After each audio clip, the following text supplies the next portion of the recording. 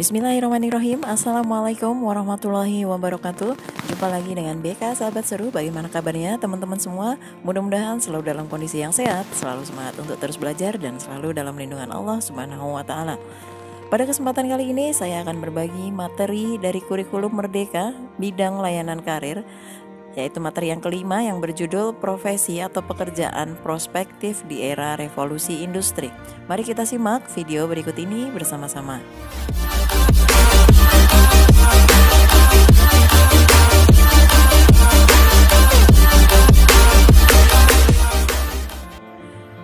Oke, kita akan mengawalinya dengan melihat pengertian dari profesi atau pekerjaan. Profesi berasal dari bahasa Latin professio yang mempunyai dua definisi, yaitu janji atau ikrar dan pekerjaan. Bila artinya dibuat dalam definisi yang lebih luas menjadi kegiatan apa saja dan siapa saja untuk memperoleh nafkah yang dilakukan dengan suatu keahlian tertentu. Sedangkan dalam arti sempit, profesi berarti kegiatan yang dijalankan berdasarkan keahlian tertentu dan sekaligus dituntut daripada pelaksanaan norma-norma sosial dengan baik. Profesi merupakan kelompok lapangan kerja yang khusus melaksanakan kegiatan yang memerlukan keterampilan dan keahlian tinggi guna memenuhi kebutuhan yang rumit dari manusia.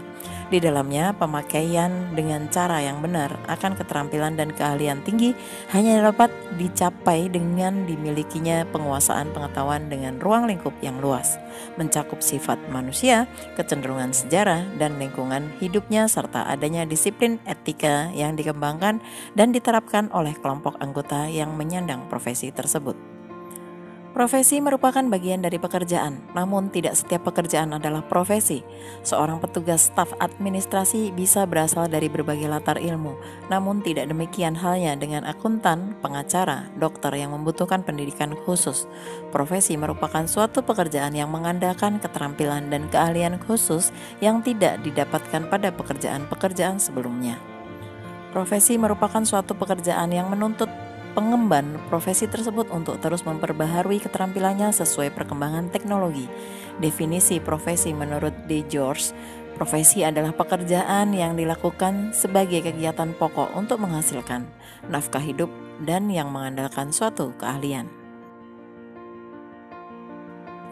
Selanjutnya kita akan melihat pekerjaan. Pekerjaan adalah suatu hubungan yang melibatkan dua pihak antara perusahaan dengan para pekerja atau karyawan. Para pekerja akan mendapatkan gaji sebagai balas jasa dari pihak perusahaan atau pemberi kerja, dan jumlahnya tergantung dari jenis profesi yang dilakukan berdasarkan kontrak telah disetujui oleh dua belah pihak. Seorang yang memiliki suatu profesi tertentu disebut profesional. Namun seiring semakin familiarnya istilah profesi di masyarakat, profesional juga biasa digunakan dalam sebuah percakapan atau pengistilahan untuk suatu aktivitas yang menerima bayaran. Hal tersebut untuk menunjukkan bahwa aktivitas tersebut tidak amatir. Contohnya adalah pemain sepak bola profesional yang menerima bayaran untuk pertandingan sepak bola yang dilakukannya. Sementara olahraga sepak bola sendiri pada dasarnya tidak dianggap sebagai suatu profesi. Profesi mempunyai karakteristik sendiri yang membedakannya dari pekerjaan lainnya. Ciri-ciri atau karakteristik suatu profesi sebagai berikut. Yang pertama, keterampilan yang berdasar pada pengetahuan teoritis. Profesional diasumsikan mempunyai pengetahuan teoritis yang ekstensif dan memiliki keterampilan yang berdasar pada pengetahuan tersebut. Yang kedua, asosiasi profesional. Profesi biasanya memiliki badan yang diorganisasi oleh para anggotanya yang dimaksudkan untuk meningkatkan status para anggotanya. Kemudian yang ketiga, pendidikan yang ekstensif. Profesi yang pretisius biasanya memerlukan pendidikan yang lama dan jenjang pendidikan tinggi. Yang keempat, ujian kompetensi. Sebelum memasuki organisasi profesional, biasanya ada persyaratan untuk lulus dari suatu tes yang menguji terutama pengetahuan teoritis. Yang kelima, pelatihan institusional. Selain ujian, juga biasanya dipersyaratkan untuk mengikuti pelatihan institusional di mana calon profesional mendapatkan pengalaman praktis sebelum menjadi anggota penuh organisasi. Yang keenam, lisensi. Profesi menetapkan syarat pendaftaran dan proses sertifikasi sehingga hanya mereka yang memiliki lisensi bisa dianggap bisa dipercaya. Kemudian yang ketujuh, otonomi kerja. profesional cenderung mengandalkan kerja dan pengetahuan teoritis mereka agar terhindar adanya intervensi dari luar. Selanjutnya yang kedelapan, kode etik. Organisasi profesi biasanya memiliki kode etik bagi para anggotanya dan prosedur pendisiplinan bagi mereka yang melanggar aturan. Yang kesembilan, mengatur diri. Organisasi profesi harus bisa mengatur organisasinya sendiri tanpa campur tangan pemerintah. Profesional diatur oleh mereka yang lebih senior, praktisi yang dihormati. Yang kesepuluh, layanan publik dan altruisme. Diperolehnya penghasilan dari kerja profesinya dapat dipertahankan selama berkaitan dengan kebutuhan publik, seperti layanan dokter berkontribusi pada kesehatan masyarakat. Kemudian yang terakhir, status dan imbalan yang tinggi. Profesi yang sukses akan meraih status yang tinggi, prestis, dan imbalan yang layak bagi para anggotanya. Hal tersebut bisa dianggap sebagai pengakuan terhadap layanan yang mereka berikan bagi masyarakat. Ada berbagai macam-macam profesi yang berbeda dari berbagai sektor pekerjaan. Berikut macam-macam profesi di Indonesia, diantaranya yaitu akuntan, insinyur, pengacara, psikolog, apoteker, dokter, konsultan, dan lain sebagainya. Oke, selanjutnya kita akan melihat profesi atau pekerjaan baru yang bermunculan di era revolusi industri. Saat ini kita sedang memasuki era revolusi industri keempat. Perubahan era ini ditandai dengan masuknya teknologi digital di berbagai bidang kehidupan manusia, baik di sektor ekonomi, bisnis, perbankan, infrastruktur, maupun komunikasi. Selain hal tersebut, perkembangan dunia digital juga berpengaruh terhadap munculnya jenis-jenis pekerjaan baru. Munculnya berbagai jenis pekerjaan baru di era digital menuntut kita untuk memiliki keterampilan tidak hanya berupa hard skill, namun juga soft skill. Mampu berkomunikasi dengan baik, memiliki kemampuan problem solving, serta kreatif dan inovatif merupakan beberapa contoh soft skill yang harus dimiliki seseorang agar dapat beradaptasi di dunia kerja pada era digital saat ini. Pasalnya, dengan berkembangnya dunia digital tidak menutup kemungkinan terjadinya kolaborasi di berbagai bidang pekerjaan. Terlebih saat ini, masyarakat sudah menerapkan teknologi digital di berbagai aspek kehidupan mereka. Jenis pekerjaan yang sebelumnya tidak pernah terpikirkan akan muncul seiring dengan kebutuhan masyarakat terhadap profesi tersebut. Beberapa hal yang dulu sempat begitu sulit sekarang jadi lebih mudah diproses. Hal ini bermunculan berbagai profesi baru sebagai bentuk penyesuaian kebutuhan perusahaan dan para startup yang memulai berkembang pesat. Beberapa di antaranya adalah profesi yang cenderung membutuhkan kreativitas manusia untuk bersaing dan membuat inovasi baru. Berikut adalah beberapa profesi atau pekerjaan yang jadi peluang besar di era revolusi industri keempat. Yang pertama, digital marketer. Digital marketer adalah profesi di bidang pemasaran dengan memanfaatkan platform digital. Mereka bertanggung jawab atas branding dan pemasaran suatu produk. Profesi ini juga tidak mengharuskan pekerjanya bertatap muka dengan atasan di kantor. Selama tugas-tugas terpenuhi, dikerjakan dari rumah juga tidak jadi masalah. Yang kedua, konten kreator. Konten kreator adalah seseorang yang bisa membuat sebuah konten berupa tulisan, foto, dan video. Konten ini dimuat atau dipublikasikan di media online yakni website dan atau aplikasi. Konten kreator kini dianggap sebagai profesi yang menjanjikan. Media yang biasa digunakan adalah media sosial seperti Facebook, Instagram, dan YouTube. Seorang konten kreator atau pembuat konten memiliki waktu kerja yang fleksibel dan bisa dikerjakan dimanapun. Selain mendapatkan uang dari jumlah penonton konten yang dibuatnya, mereka pun bisa menjadi jembatan antara brand dengan konsumen lewat kerja sama bisnis yang tentu menghasilkan uang. Yang ketiga, programmer. Sesuai dengan kondisi era digital ini, programmer menjadi pekerjaan yang sangat berhubungan erat dengan era ini. Seorang ahli programmer memiliki tugas utama menciptakan program komputer atau website. Mereka dapat bekerja secara mandiri maupun bekerja dengan perusahaan yang menyewa jasanya. Meskipun harus memiliki kemampuan yang mumpuni, menjadi seorang programmer merupakan pekerjaan yang bagus karena jam kerja yang fleksibel, tempat kerja yang fleksibel, tapi dengan gaji yang besar. Yang keempat, graphic design. Seorang graphic design bertugas untuk membuat konten pemasaran perusahaan dalam bentuk gambar. Dalam membuat desain, seorang graphic design harus memiliki kreativitas yang tinggi agar mampu menghasilkan visual yang komunikatif dan sesuai dengan pesan yang ingin disampaikan. Yang kelima, sosial media spesialis. Sosial media spesialis kini menjadi pekerjaan yang banyak dicari karena media sosial berperan besar dalam penyebaran informasi dan memberikan pengaruh. Promosi melalui media sosial, bagian dari komunikasi bisnis digital marketing. Seorang media sosial spesialis bertanggung jawab dalam pemilihan konten dan menaikkan minat pembaca dengan cara membagikan konten dari perusahaan ke media sosial. Yang keenam, web designer.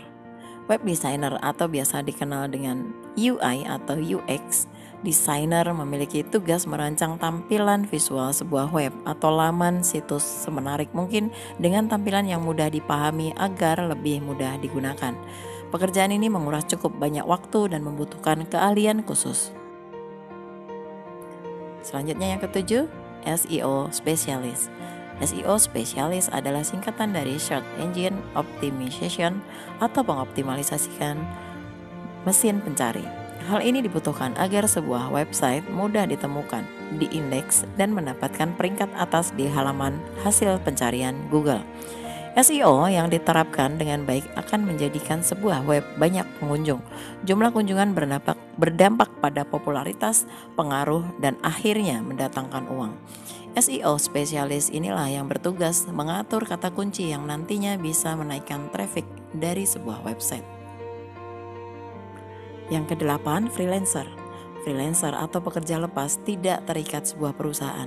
Ada banyak cara untuk bekerja sebagai freelancer, seperti join di beberapa website yang mempertemukan antara freelancer dan pemberi project, misalnya Freelancer, Upwork, Sribulancer, dan sebagainya. Freelancer menjadi pekerjaan yang kini banyak diminati karena hanya dengan kerja dari rumah bisa mendapatkan klien dari luar negeri yang bergaji dolar. Yang kesembilan, bisnis online. Bisnis online menjadi salah satu alternatif pekerjaan yang diminati, yakni membangun sebuah usaha dari rumah. Semua proses pembelian atau transaksi dilakukan secara online cukup menggunakan handphone atau laptop. Pekerjaan atau usaha ini tidak memerlukan budget yang terlalu besar karena kita tidak perlu membangun sebuah tempat atau toko untuk pemasarannya. Yang ke-10, cyber security. Cyber security atau disebut sebagai pengaman cyber merupakan praktik melindungi komputer, perangkat seluler, server, sistem elektronik, dan data dari risiko serangan jahat. Meski kini profesi pengaman cyber belum terlalu populer, tetapi faktanya pekerjaan ini cukup menjanjikan untuk dijajal. Keberadaan cyber security jadi hal yang sangat krusial untuk perusahaan-perusahaan yang eksis di era digital seperti saat ini. Sebab di tengah perkembangan teknologi informasi yang begitu dinamis, seluruh perangkat elektronik bisa saling terkoneksi melalui internet. Selanjutnya yang ke-11, data scientist. Data scientist merupakan orang yang berada di balik kendali teknologi pengolahan data. Tanggung jawabnya luas dari analisis sampai mendapatkan insight atau rekomendasi untuk pengembangan bisnis. Data scientist bertugas menganalisis berbagai macam data dalam jumlah besar atau big data yang terakumulasi di perusahaan. Profesi ini mengandalkan kemampuan analisis data seperti penggabungan data dari berbagai sumber dan memastikan konsistensi dataset atau data preparation.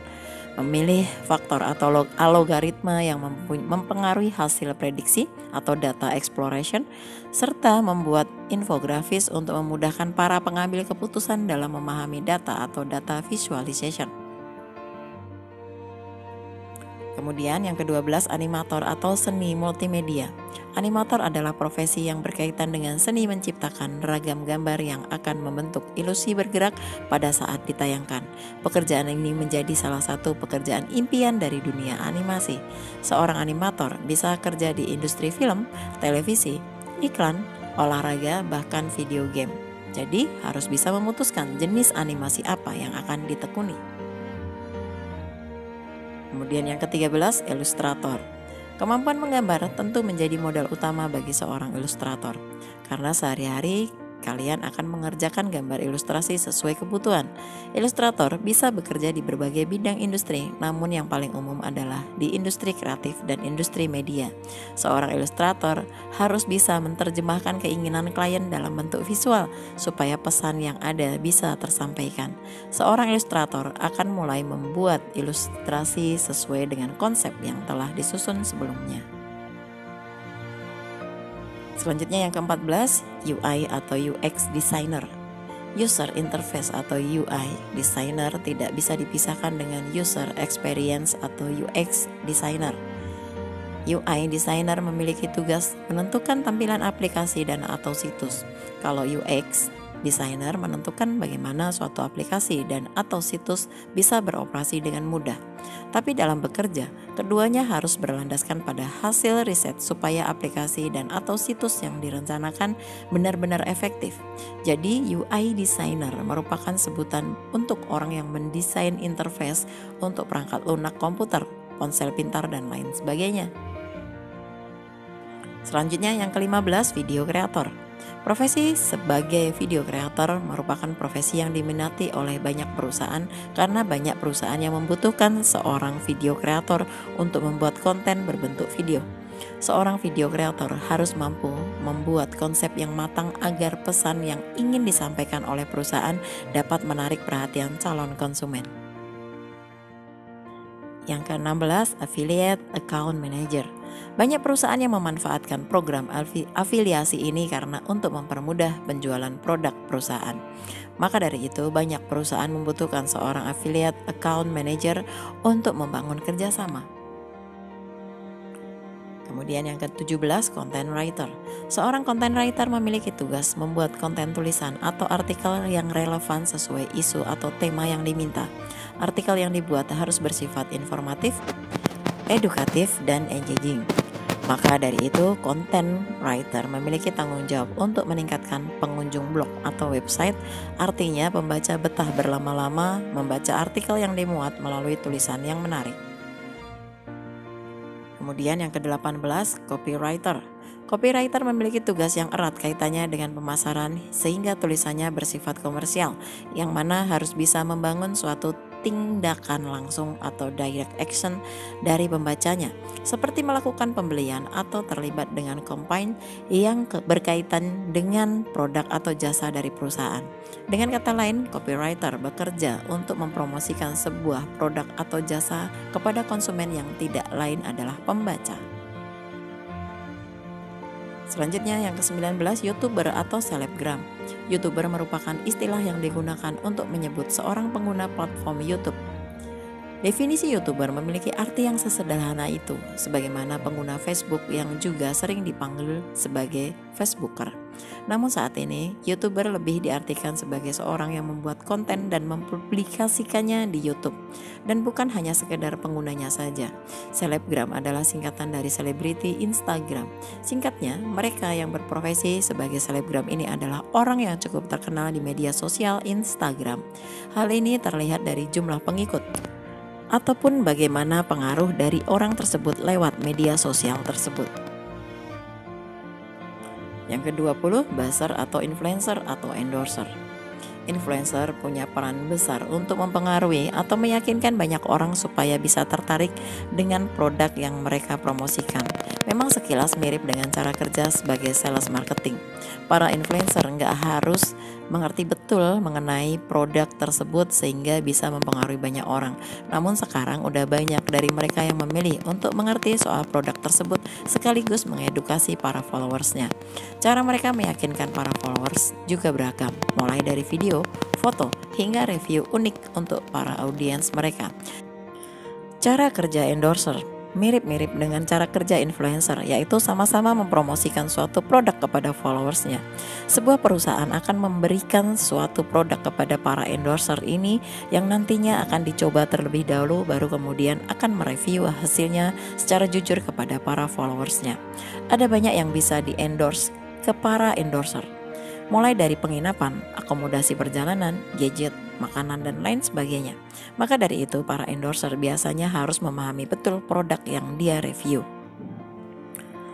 Cara kerja buzzer adalah dengan menyampaikan serangkaian informasi dengan cara berulang-ulang. Ada waktu yang ditentukan untuk kapan mereka bisa menyampaikan informasi tersebut. Banyak informasi yang bisa disampaikan oleh para buzzer, misalnya seperti makanan, pakaian, lokasi wisata, sampai isu politik. Buzzer enggak harus meyakinkan para followersnya.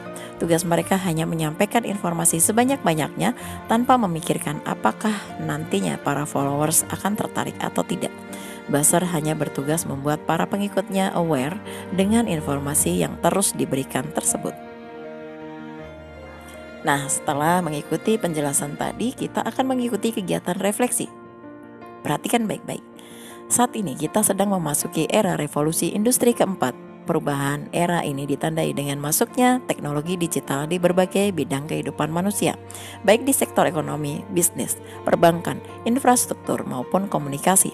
Selain hal tersebut, perkembangan dunia digital juga berpengaruh terhadap munculnya jenis-jenis pekerjaan baru. Berbagai jenis pekerjaan baru di era digital ini membuka kesempatan kerja untuk siapa saja asalkan memiliki keterampilan di bidangnya. Bagaimana menurut pendapat kalian tentang profesi-profesi baru di era digital di atas? Apakah kalian akan tertarik? Profesi atau pekerjaan tersebut menuntut kita harus memiliki keterampilan apa saja? Nah, silahkan tulis jawaban kalian di kolom komentar.